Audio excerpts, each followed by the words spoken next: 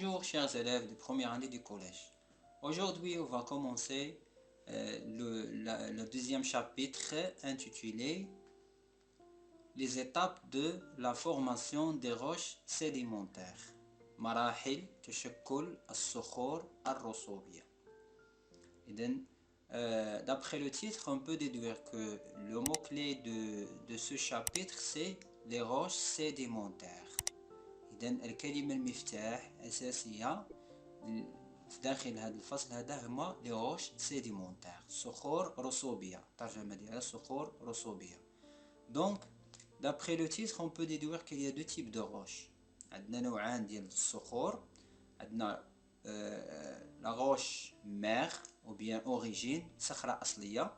كما نعلم أن سطح الأرض مشكل من طبقة صخرية صلبة. La croûte terrestre القشرة الأرضية هي عبارة عن ماذا؟ عبارة عن مجموعة من الصخور الصلبة كنسميو صخور أصلية. La roche mère elle se transforme en roche sédimentaire صخرة رسوبية. Donc la roche sédimentaire تتكون من بعد. Elle est formée. Donc pour ça on parle de la formation. Donc la formation des roches sédimentaires. D'après une roche mère تنقل من صخرة تتشكل الصخرة الرسوبية أو تتكون الصخرة الرسوبية. هذه العملية تتم عبر مراحل des étapes. إذا نحن في هذا le chapitre on va diviser en 4 unités 4 الوحدات كل وحدة كتتكلم لنا على مرحلة من مراحل تشكل الصخور الرسوبية. Très bien, donc les étapes de la formation des roches sédimentaires. On va voir des étapes. سوف نرى مجموعة من المراحل التي تؤدي في النهاية إلى تشكل صخرة رسوبية. في الأصل تكون عندنا صخرة ثم تتحول إلى صخرة رسوبية عبر مجموعة من المراحل. Donc on va commencer la première étape. سنبدأ في الوحدة الأولى بالمرحلة الأولى et on va voir des activités. La première activité, on va prendre le document numéro 1. J'espère que vous avez déjà lu le document et expliqué les mots difficiles. ناخذ هذا الوثيقة رقم 1 qui parle intitulé La force du courant d'eau. قوة التيار المائي. La force du courant d'eau. On va lire le document et répondre à la question. La ville d'El Hajib a vécu des pluies torrentielles en automne de l'année 1997, ce qui a arraché les arbres, poussé les véhicules en dehors de la ville, accompagné de boue, de sable, gravier et de gros blocs. Donc c'est ça le document. La question. Souligner les expressions indiquant la force du courant d'eau. Donc, ما هي التعابير les expressions التي تشير إلى قوة التيار المائي. D'après le texte, le document, on va souligner quelles sont les expressions. ما هي التعابير اللي كتبين أن هناك قوة للتيار المائي.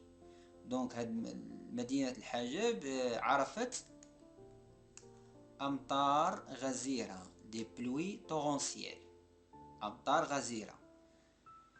الأمطار غزيرة إلى arraché les arbres اقتلعت الأشجار poussé les véhicules قامت بحمل السيارات إلى خارج المدينة accompagné de boue, de sable, de gravier et de gros blocs. Donc les expressions qui montrent qu'il y a une force du courant d'eau قوة للتيار المائي هو أنها إلى arraché les arbres اقتلعت الأشجار. في الأول كانت des pluies torrentielles يعني أمطار غزيرة arraché les arbres et poussé les véhicules. هذه des expressions تعابير تبين أن التيار المائي كان قويا جدا. Donc la réponse les expressions qui indiquent la force du courant d'eau sont pluie torrentielle, arrachement des arbres et poussée de véhicules. Donc c'est ça la conclusion de la première activité, ce qui nous montre que, en résumé, que la pluie elle a une force, ou bien l'eau de pluie elle a une force qui a provoqué des dégâts matériels. On va passer à la deuxième activité, l'activité numéro 2. On va prendre le deuxième document intitulé La régression de la falaise. La régression de la falaise. La régression هي تراجع الجرف. La falaise هو الجرف. الجرف أين نجده في جانب البحر. Ce sont les roches عبارة عن صخور qui se trouvent à la verticale de la mer, كتكون عموديا ومنحدرة جانب البحر. Donc هنا ils ont intitulé la régression. إذن فالجرف هذا عرف تراجع. كيف ذلك؟ On va lire le document. L'eau de pluie a un rôle important. Donc ici on parle de l'eau de pluie. مياه الأمطار. Un rôle important dans les transformations des paysages naturels au fil du temps. Donc هنا عندنا l'eau, il peut transformer les paysages naturels. المناظر الطبيعية هي تتغير عبر الزمن. تتغير المناظر الطبيعية عبر الزمن بواسطة الماء. Ici on va voir l'eau de mer. L'influence de l'eau de mer sur le paysage. شنو البيزاج اللي عندنا هنا qui figure dans le document, c'est la falaise والجرف. Donc on va parler de la falaise. La question concernant le document: expliquez comment se manifeste le recul de la falaise présenté sur le document. D'abord, on va comprendre la question. Le recul. Que signifie le recul? Le recul, c'est un synonyme de régression. يعني تراجع. كان في واحد الشكل ثم تراجع. Recul de la falaise présentée sur le document. Donc, la falaise, naturellement, elle était comme ça. Au début. Cette partie maintenant, il n'existe pas. كيناش. اختفت. إذن هذا كنسميوه تراجع. يعني كان في الأصل بهذا الشكل وحاليا نجده بهذا الشكل. Dans cette forme. Donc la partie elle est disparue, اختفت. Ça on l'appelle régression ou bien recul ou bien régression de la falaise. Pour comprendre la cause de la régression, ما هو السبب الذي أدى إلى التراجع, on va illustrer par un autre document, un schéma. Donc au début, on a la situation A, la falaise, ce sont des roches à la verticale de la mer, الصخور التي توجد على البحر تكون مرتفعة, عندنا la mer, البحر. On va comparer avec une situation B au fil du temps. يعني بعد مرور زمن نلاحظ الشكل التالي. ماذا تلاحظون بعد مقارنة الشكل الأول بالشكل الثاني? Comparaison la figure A avec la figure B. Quelle est la différence? On peut observer que dans la figure B, cette partie elle est disparue. هاد الصخور اللي كانت في هاد المنطقة ما كايناش, اختفت. أين هي الآن؟ نجدها في أسفل الجرف. هي هاد مجموعة من الصخور. إذن نلاحظ أن هاد الصخور تعرضت للهدم. Donc une destruction de ce bloc. هاد الجزء من الجرف تعرض للهدم. Là, la question qui se pose, quelle est la cause de cette destruction? Qu'est-ce qu'on peut déduire d'après le document? Qu'il y a une force de la mer, قوة ديال التيار المائي. مع المدة نلاحظ أنها بدأت تحفر هذه المنطقة au pied de la falaise, puis ce bloc il tombe, il se détruit, il tombe au pied de la falaise. Après بعد كيبقى يتعرض للقوة ديال لي فاغ دو لا مير، قوة أمواج البحر، ويتعرض للهدم أكثر حتى يتفتت. الصخور كاملة كتعرض للتفتت. كيسكون أوبسيرف أو بيان أون كونكلو كو هذا المنظر الجيولوجي تعرض للتغير، تغير شكله، كان في هذا الشكل وتغير في هذا الشكل. ما هو السبب؟ السبب هو ظاهرة ديال تهديم أو تفتت الصخور. الصخور تتفتت وبالتالي يتغير شكل المنظر الطبيعي. هذا التهديم فرنسية ديغراداسيون ou bien تفتيت dégradation. Donc cette dégradation de la roche, quelle est la cause ديالها؟ ما هو سببها؟ في هذه الحالة هو قوة أمواج البحر، la force des vagues de la mer. Les vagues de la mer, ils provoquent la destruction, la dégradation، هدم وتفتت الصخور، صخور مكونة للجرث. Ce qui provoque, ce qui entraîne la régression de la falaise، مما أدى إلى تراجع الجرث. Donc la réponse, les vagues أمواج، les vagues provoquent l'érosion. Donc ici on introduit un nouvel terme qui est l'érosion de la falaise. La force de l'eau قوة الماء entraîne la destruction des roches، أدت إلى هدم الصخور qui tombe en bas de la falaise, ce qui explique le recul de la falaise. Ici on a expliqué le recul, la régression de la falaise. Donc la cause c'est la force de l'eau ou bien la force des vagues de la mer qui provoque la destruction.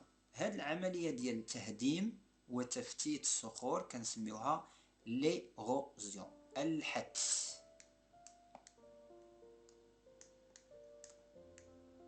الحتس، عملية الحتس هي عملية تفتت الصخور. هنا في هذه الحالة بفعل عامل خارجي، قوة خارجية. ما هي القوة التي أثرت وأدت إلى تفتت الصخور في هذه الوثيقة؟ هي قوة أمواج البحر. Donc c'est une érosion provoquée par une force de l'extérieur. Une force de l'extérieur.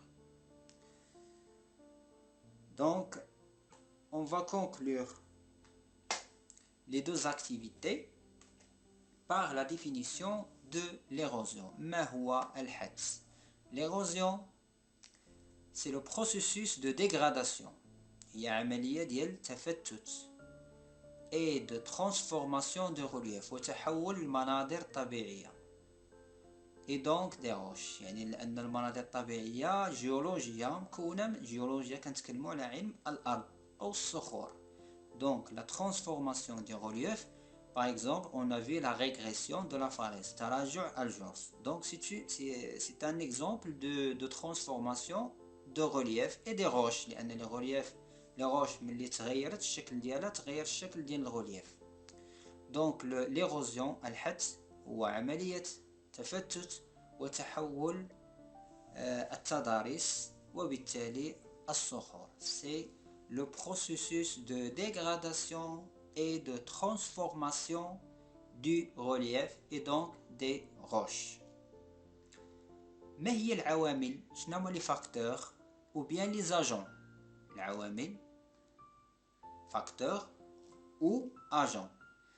ما هي العوامل التي أدت إلى هذا التفتت أو هذا الحتس؟ Donc quels sont les facteurs qui provoquent l'érosion, les facteurs de l'érosion? Ici on a vu dans la première activité سي لو دو بلوي، أمطار غزيرة جلبت مع اقتلعت الأشجار وحملت السيارات. إذا كانت أمطار قوية وحملت معها صخور، إذا فتتت الصخور وحملتها معها. إذا premier facteur qu'on a vu c'est la pluie. Et le deuxième facteur, c'est la force des vagues de la mer. قوة أمواج البحر التي أدت إلى تراجع الجرف. Donc on va conclure l'érosion. Ce type d'érosion, on l'a appelé érosion mécanique. Érosion mécanique. C'est quoi l'érosion mécanique? Et la dégradation mécanique des morceaux de roche causée par هي تفتت ميكانيكي للصخور، لأجزاء من الصخور. علاش قلنا ميكانيكي؟ لأنه يتم عبر قوة. اللي تنتكلموا على ميكانيك ça veut dire c'est l'intervention d'une force extérieure، يعني قوة من الخارج. مثلا الأمطار، قوة الأمطار، مثلا قوة أمواج البحر، يعني الصخرة هي كتعرض لعامل خارجي يؤدي إلى تفتيتها. يعني l'érosion provoquée par c'est une dégradation mécanique des morceaux de roche causée par quels sont les agents, quels sont les facteurs. ما هي العوامل؟ La première chose, premier facteur, c'est l'eau de pluie, مياه الأمطار. Deuxième facteur, c'est les vagues marines, أمواج البحرية. هذا شفناه في l'activité 1. Le deuxième facteur, شفناه في l'activité 2. Il y a d'autres facteurs qui entraînent l'érosion mécanique. C'est la variation de température، يعني الجو، عوامل الجو، تغير درجات الحرارة. تغير الحرارة والبرودة يؤدي إلى تفتت الصخور، والرياح كذلك تؤدي إلى تفتيت الصخور وتغيير المناظر الطبيعية. C'est en conclusion, c'est l'érosion. C'est quoi l'érosion? C'est le processus de dégradation et de transformation des reliefs et donc des roches. C'est un qui provoque la dégradation des roches. Le premier type qu'on a vu, c'est l'érosion mécanique. Ça veut dire la dégradation mécanique عبر قوة خارجية. Mécanique des morceaux des roches causés par. Quels sont les facteurs de l'érosion? L'eau de pluie, vagues marines, variation de température et le vent. J'espère que ce premier type d'érosion est clair. Si vous avez des questions, vous n'hésitez pas à les poser. Je vous répondrai dans les prochaines séances. Et merci pour votre attention.